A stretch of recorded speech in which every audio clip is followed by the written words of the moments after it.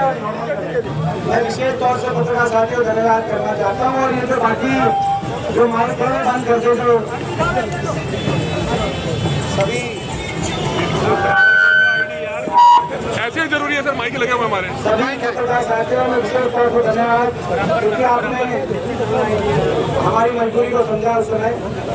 और सभी कार्यकर्ताओं का धन्यवाद करते हैं। लेकिन आपको पता है हमारा कार्यक्रम और हमारा अभियान कांग्रेस पार्टी का ये अभियान एक बार ये माइक एक स्टेप नीचे आ जाओ। सर दीपेंद्र जी क्या कहोगे, किस चीज का हिसाब मांग रहे हैं बीजेपी से? आपको सारे सवाल का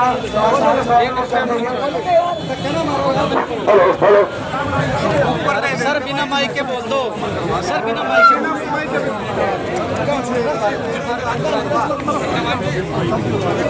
आओ दिव्यांशु जी आप भी आ जाए, आओ दिव्यांशु जी आप भी आ जाए। नीचे आप इधर आ जाओ।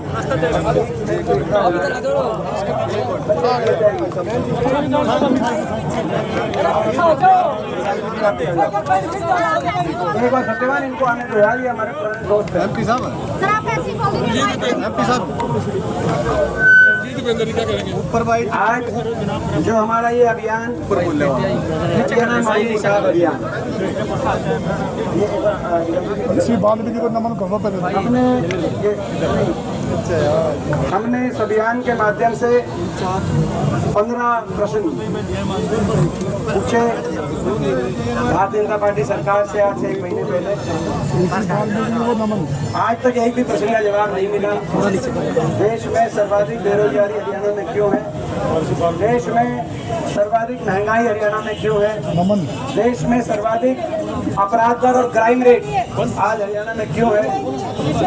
हरियाणा में हजारों करोड़ के जो घोटाले हुए, शराब घोटाले से लेकर एक्साइज घोटाले, रजिस्ट्री घोटाले से लेकर खनन घोटाले तक, इतना भ्रष्टाचार हरियाणा में क्यों हुआ?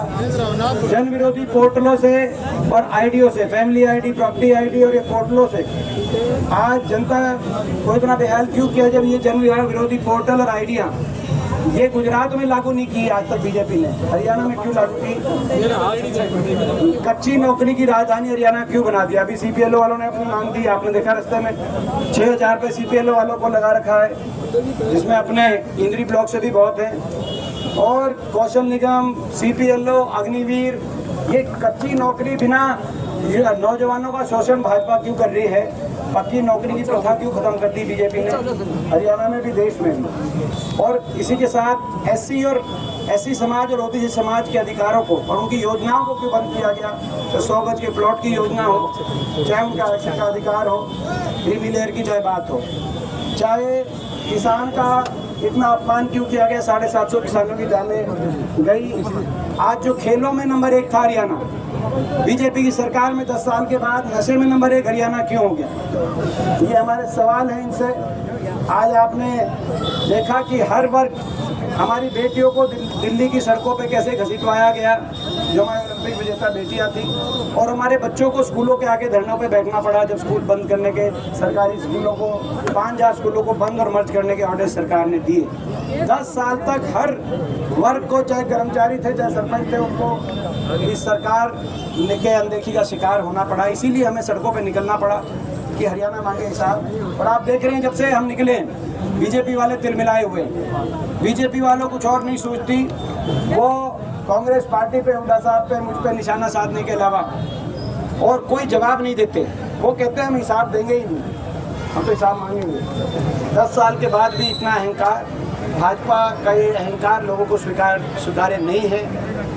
हमें पूरा विश्वास है कि लोकसभा चुनाव में तो हरियाणा की जनता ने बीजेपी को किया था हाफ, विधानसभा चुनाव में हरियाणा की जनता कर देगी बीजेपी को साफ, ये हमारा विश्वास है। सर सिलेंडर की बात हो रही है, 500 रुपए सिलेंडर की बात हो रही है, ऑलरेडी बीजेपी ने 500 रुपए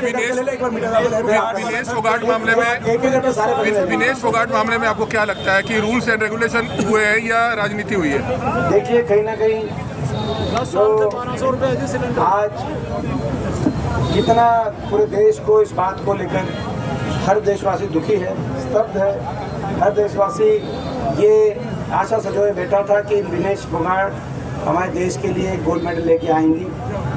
144 करोड़ का देश और गोल्ड मेडल आता, तो मैं समझता हूँ कि हमारा देश गौरवान्वित होता, लेकिन मैं विनेश फोगाट जी को यही कहना चाहता हूँ कि उन्होंने फिर भी हमारे देश का नाम रोशन किया है। वो हारी नहीं है, वो जीती हैं। अगर हारा है तो खेल सिस्टम हारा है तो खेल भावना हारी है। और जो मैं समझता हूँ कि जिस तरीके से उन्होंने पहले सरकार से और सिस्टम से इतनी लंबी लड़ाई लड़ी, जब दुनिया की सारे पहलवान नेट पे तैयारी कर रहे थे, वो 6 महीने वो धरने पे दरी पे बैठकर अपने न्याय मांग रही थी और 6 ऐसे अपने जैसे खिलाड़ियों के लिए न्याय मांग रही थी, जिनकी FIR 6 महीने के बाद सरकार ने जब मना किया तो सुप्रीम कोर्ट ने FIR करने का काम किया और दिल्ली कोर्ट ने उन चार्जेस को सही ठहराते हुए चार्जशीट लेके आने का काम किया कि जो आरोपी थे वो उन्होंने जो है दिल्ली कोर्ट ने माना, सेशन कोर्ट ने, कि उन्होंने 6 ऐसे लड़कियों के साथ दुर्व्यवहार किया। तो ये मैं समझता हूँ कि जो विनेश ने जो लड़ाई लड़ी, काफ़ी लंबी लड़ाई थी, सराहनीय लड़ाई थी पहले जो है। तो आज विनेश देशवासियों के लिए और देश के नौजवानों के लिए एक साहस और एक प्रेरणा का प्रतीक के रूप में उन्होंने अपनी जगह बनाई है, तो उनको हताश नहीं होना चाहिए। विनेश फोगाट का एक बयान आया कि हुड्डा सरकार खिलाड़ियों पर राजनीति ना करे राज्यसभा सांसद सीट को लेकर के। मैंने ऐसा कोई बयान नहीं। विनेश फोगाट की बहन का बयान आया है कि वो मीडिया के माध्यम से वो भाजपा में स्वयं एक राजनीतिक पार्टी में दूसरा सिलेंडर सुनो जी, जो आप उनकी जो बात कह रहे हैं वो खुद एक राजनीतिक पार्टी में है, तो खुद वो क्या राजनीतिक पार्टी में तो राजनीति कर रही है, राजनीतिक बीजेपी से चुनाव लड़ रही हैं। राज्यसभा सीट की कहीं बात नहीं होगी सर। सुनो, बीजेपी से चुनाव वो लड़ रही हैं और जो है वो तो लगातार हमारे खिलाफ हर रोज सुबह और शाम बयान देती हैं। तो एक दिन भी उनका ऐसा दिखाओ जो हमारे खिलाफ बयान आया हो पिछले 10 साल।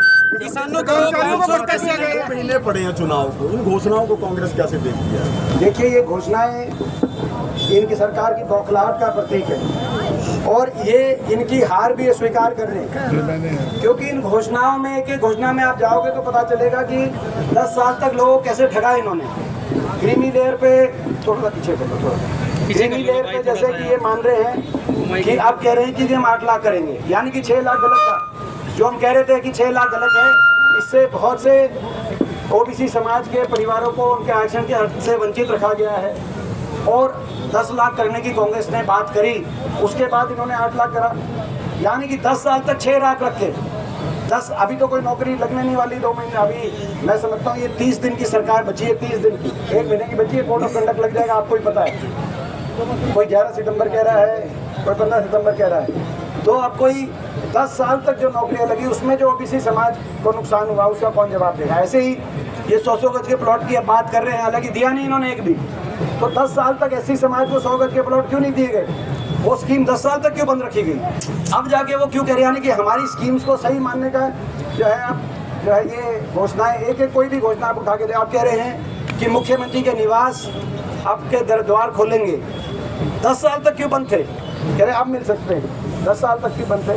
तो ये इनकी घोषणाएं जो हैं वो घोषणाएं इनकी ये हार स्वीकार कर रहे हैं और ये मान रहे हैं कि इनकी 10 साल की सरकार से हरियाणा की दुर्दशा हुई। सर, महिलाओं के लिए एक तोहफा दिया तीज पर 500 रुपए में मनीष सिलेंडर। सिसोदिया 18 महीने बाद उनको बेल मिली है सुप्रीम कोर्ट से।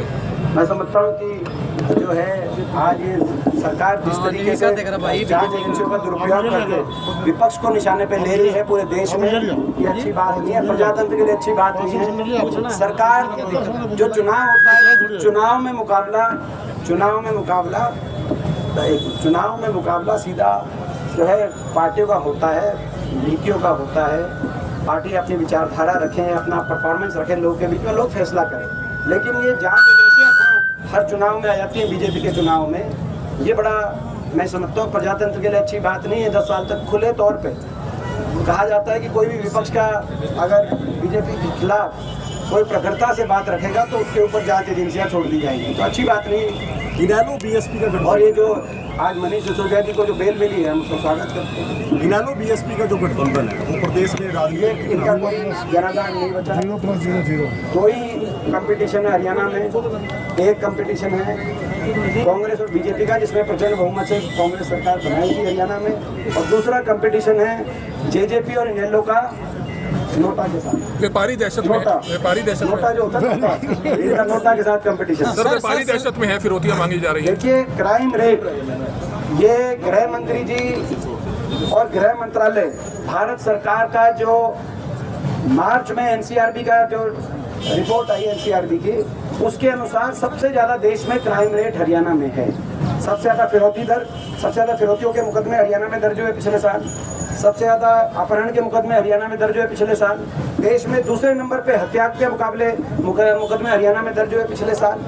तो ये दलितों के ऊपर अपराध 2 गुना बढ़ गया हरियाणा के अंदर।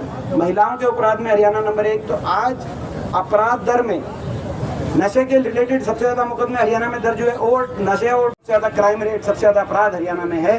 तो इसीलिए हरियाणा बदलाव मांग रहा है और इसीलिए हम हिसाब मांग रहे हैं।